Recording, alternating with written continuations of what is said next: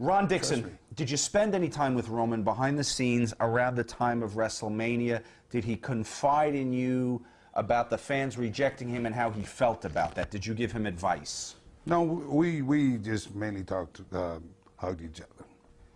You know, just enjoy the moment. Talk anything about negativity, nothing like that. You know, just to be safe, go out there and enjoy the moment and seize it. The assassin from Jersey City, hey Rikishi, was it true that the Samoan contingent almost rioted during WrestleMania when Roman didn't win the world title as expected? How close did it get? Who was the most upset? Jeez, hell, I was mad.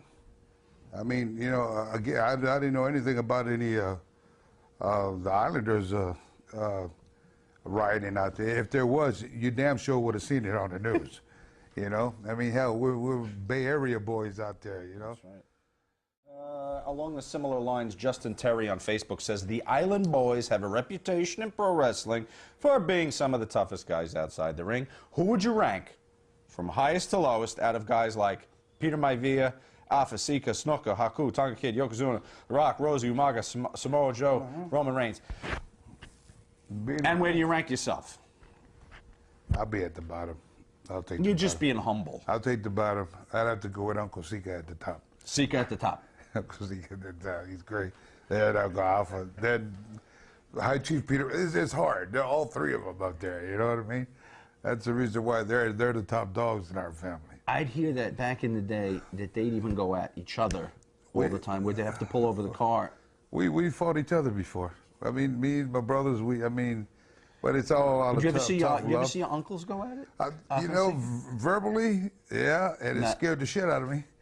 You know, I've never really seen them go at it, nor do I want to, you know. Salvatore M. Aside from Alpha and Sika, there are no Samoans on the East Coast. Even in New York, where you can find every sort of ethnicity, you can hardly find any Samoans. Is it the cold weather? Is it the distance from the homeland that has halted the migration of your people to places like Scranton, Pennsylvania? Well, us island people, we love the warm weather, you know. There's no secret about that. We don't like it. Me personally, I hate the snow. I don't like the cold weather and so forth. I'd rather be laying on the beach, you know, on the water and so forth. So, I don't know. There is Samoans in Scranton, Pennsylvania. Yeah, we're going to hear. Now we're going to get 6 emails. I ain't never seen them. We're going to get 6 emails from Samoans in Scranton now. How often would you and The Rock hang out while growing up? Were you guys close as cousins? You know, we were, we knew each other growing up through our parents and so forth. But again, Rock lived in separate parts of the world and so forth. And as we came into the business, is really when we kind of start to get together and so forth, traveling and so forth. But, you know, man, he has just took it to another level. I think that I'm very proud of what The Rock has done and continue to do. Not only open the doors for professional wrestling into Hollywood, but it also opened up a lot of the other boys' eyes as far as in the entertainment business. That through wrestling, you can be able to go into Hollywood and so forth, and you know, and adapt towards there. He's done so much for the professional wrestling business, and also now what he's doing in Hollywood. And you know, I just have nothing but respect. You know.